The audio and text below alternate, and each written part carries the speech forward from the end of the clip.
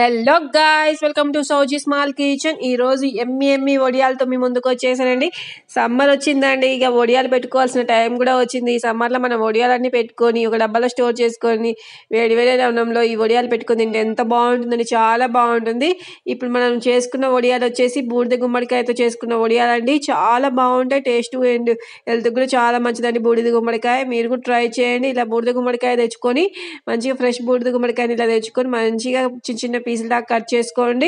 చూస్తున్నారుగా, ఇలా చిన్న చిన్న పీసులాగా కట్ చేసుకోవడం వల్ల మనకు మిక్సీలో వేసినప్పుడు తొందరగా గ్రైండ్ అవుతుంది. అందుకోసమే ఇలా బూడిద గుమ్మడికాయని చిన్న చిన్న పీసులాగా కట్ చేసుకొని మనం మిక్సీ జార్లో వేసి పేస్ట్ లాగా తయారు చేసుకోవాలండి.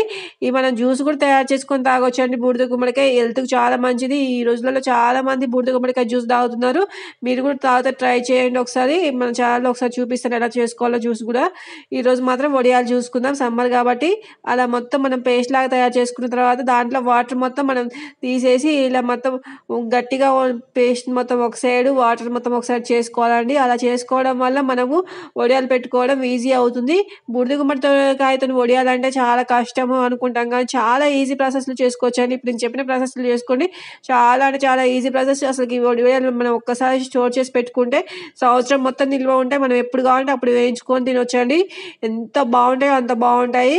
మనం అలా చేయదని పిసకడం ఇబ్బంది అనుకుంటే మాత్రం ఇలా ఒక జాలతో కూడా ఇలా వడగట్టుకోవచ్చు అండి. అలా వడగట్టుకున్నప్పుడు మనకు అందులోని వాటర్ మొత్తం సపరేట్ అవుతుంది, మన పిప్పి మొత్తం పక్కకు వచ్చేస్తుంది. బూడిద గుమ్మడికాయతో జ్యూస్ చేసుకుంటారు, కానీ ఇలా వడియాలు కూడా పెట్టుకుంటారా అనుకుంటారు, కానీ చాలా మంది పెట్టుకుంటారు అండి. చాలా ఈజీ ప్రాసెస్ అండ్ టేస్ట్ కూడా చాలా అంటే చాలా బాగుంటుందండి.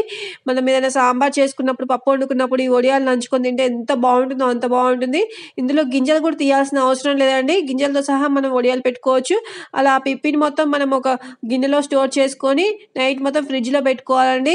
అలా మనం ఫ్రిడ్జ్లో పెట్టుకోవడం వల్ల మనం మార్నింగ్ వడియాలు పెట్టుకోవడానికి రెడీ అవుతుంది. ఎప్పుడైనా మనం ఈ బూడిద గుమ్మడికాయతో వడియాలు పెట్టుకోవాలనుకున్నప్పుడు నైట్ ప్రాసెస్ చేసి పెట్టుకోవాలండి.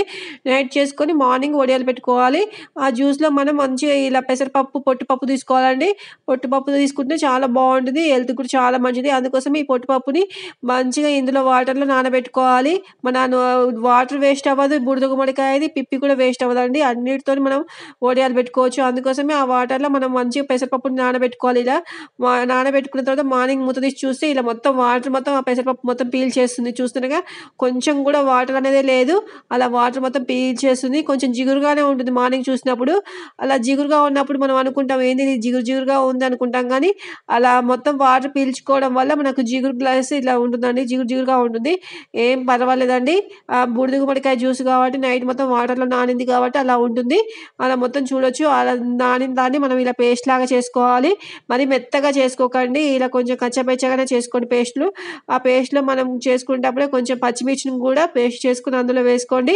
అలాగే మనం నైట్ మొత్తం పిప్పిని ఫ్రిడ్జ్లో పెట్టుకున్నాక ఆ బూడిద గుమ్మడికాయ పిప్పి అది కూడా ఈ పేస్ట్లోనే వేసుకొని కొంచెం జీలకర్ర కూడా యాడ్ చేసి కొద్దిగా ఉప్పు కూడా యాడ్ చేసి అది మొత్తం బాగా కలుపుకోండి.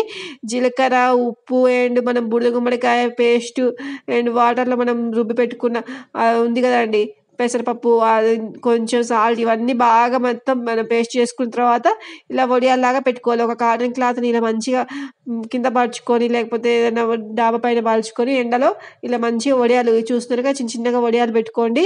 అలా వడియాలు పెట్టుకున్న తర్వాత అవి బాగా ఎండలో ఆరేటట్టు ఆరబెట్టుకోండి. అవి బాగా ఆరితేనే మనకు వేయించుకున్నప్పుడు చాలా అంటే చాలా బాగుంటుంది. చూస్తున్నారుగా ఎంత బాగా ఆరిపోయాయో. ఒక 3-4 డేస్ అయినా మంచిగా ఎండ ఉంటే మాత్రం 2 డేస్లో ఎండిపోతాయండి. ఎండ లేకపోతే మాత్రం ఒక 2-3-4 డేస్ అయినా పడుతుంది. కానీ ఇప్పుడు సమ్మర్ బాగా వచ్చేసింది కాబట్టి 2 డేస్లో ఎండిపోతాయండి. అలా ఎండిపోయిన వడియాల్ని మనం మంచిగా ఆయిల్లో వేయించుకుంటే చాలా బాగుంటాయి. చూస్తున్నారుగా అలా మొత్తం ఎండిపోతే మనకు ఆ క్లాత్ నుంచి పైకి వచ్చేస్తాయి. మరీ పలసగా పెట్టుకోవద్దండి, మరీ మందం కాకుండా మీడియంగా, పలసగా కాకుండా మందం కాకుండా మీడియంగా పెట్టుకోండి. అలా పెట్టుకుంటే మనకి ఇలా తీసుకున్నప్పుడంటే వచ్చేస్తాయి. అందుకోసమే ఇలా పెట్టుకోండి. పలసగా పెట్టుకుంటే మాత్రం ఇరిగిపోతాయి. అందుకోసమే ఇట్లా కొంచెం మందం కాకుండా పలసగా కాకుండా పెట్టుకుంటే తీయంగానే వచ్చేస్తాయి. అలా ఎండిపోయిన వాటిని మనం ఒక డబ్బాలో స్టోర్ చేసుకున్నాం అనుకోండి, 1 ఇయర్ వరకు పాడవకుండా చాలా బాగా ఉంటాయి. మనం ఎప్పుడు కావాలంటే అప్పుడు వేయించుకొని మనం తినొచ్చండి. చాలా బాగుంటాయి. ఇందులో మనం అన్ని మంచి ఇంగ్రీడియంట్స్ వేసామండి. పప్పు, పెసరపప్పు పొట్టుతో వేసాం కాబట్టి అది మన హెల్త్కి మంచిది, చాలా అంటే చాలా మంచిదండి పెసరపప్పు. అందుకోసమే మీరు కూడా ట్రై చేయండి. బూడిద గుమ్మడికాయ కూడా చాలా మంచిదండి. మనం అనుకుంటాం కానీ బూడిద గుమ్మడికాయని ఏమైనా ఇంటికి కట్టడానికి ఉపయోగిస్తాం అనుకుంటాం, దిష్టికి పోవడానికి, కానీ అందులో చాలా పోషక విలువలు ఉన్నాయండి. ఈ రోజుల్లో చాలా మంది బూడిద గుమ్మడికాయ యొక్క ఉపయోగాలు తెలుసుకొని దాన్ని చాలా విధాలుగా ఉపయోగిస్తున్నారు. అండ్ జ్యూస్ చేసుకొని కూడా చాలా మంది తాగుతున్నారు. జ్యూస్ తాగడంతో పాటు ఇలా వడియాలు కూడా పెట్టుకొని తింటే చాలా బాగుంటాయండి. మీకు గనుక బూడిద గుమ్మడికాయతో ఇలా వడియాలు చేసుకోవడం తెలియకపోతే మాత్రం కంపల్సరీ చేసుకోండి. ఎంత బాగున్నాయో అంత బాగుంటాయి. ఇలా ఆయిల్ మనం మంచి గోల్డెన్ బ్రౌన్ కలర్ వచ్చేంత వరకు ఫ్రై చేసుకొని మనం పప్పులో సాంబార్లో కానీ నంచుకొని తింటే ఎంత బాగుంటాయండి. ఇందులో మనం కొంచెం పచ్చికారం కూడా వేసాం కాబట్టి పచ్చిమిర్చిది ఇలా డైరెక్ట్ తీసుకొని తిన్నా కానీ చాలా స్నాక్స్ లాగా చాలా బాగుంటాయండి. ట్రై చేయండి మీరు కూడా. ఎంత బాగున్నాయని మీరే అంటారు. మీకు గనక ఈ ఎలా వచ్చాయో కింద కామెంట్ చేయండి. బూడిద గుమ్మడికాయతో చేసిన వడియాలు చాలా బాగా వస్తాయండి. ఒకసారి ట్రై చేయండి. మరి ఎక్కువ మాడేటట్టు మాత్రం ఫ్రై చేసుకోకండి. ఇలా గోల్డెన్ బ్రౌన్ కలర్ వచ్చేంత వరకు ఫ్రై చేసుకుంటే చాలా బాగుంటాయి. క్రిస్పీగా తింటుంటే మనకు ఎంతో ఎమ్మిగా ఉంటాయి. రెగ్యులర్గా చేసుకునే వడియాలు ఎప్పుడు చేసుకుంటూనే ఉంటాం కాకుండా ఇలా ఒక డిఫరెంట్గా చేసుకోవాలనుకున్నప్పుడు ఇలా బూడిద గుమ్మడికాయతో చేసుకోండి. చాలా బాగుంటాయి. ఇలా క్రిస్పీగా ఫ్రై చేసుకుంటే మనకు తుంచితే తునిపోతాయండి. అప్పుడు తెలిసిపోతుంది మనకి. ఇలా తుంచినప్పుడు తునిపోతుంది అంటే అవి బాగా ఎండిపోయి ఇలా బాగా ఫ్రై అయిపోతాయి కాబట్టి మనకు ఇలా తుంచితేనే తునిపోతాయి. అందుకోసమే వీటిని బాగా ఎండబెట్టుకున్న తర్వాతనే ఫ్రై చేసుకోవాలి. అలా ఫ్రై చేసుకుంటే మాత్రం తొందరగా ఫ్రై అయిపోతాయి. మనం ఇలా తుంచితే తునిగిపోతాయి. గింజలు కూడా చూడొచ్చు ఎంత బాగా ఫ్రై అయిపోయాయో. చాలా బాగుంటాయండి గింజలు కూడా.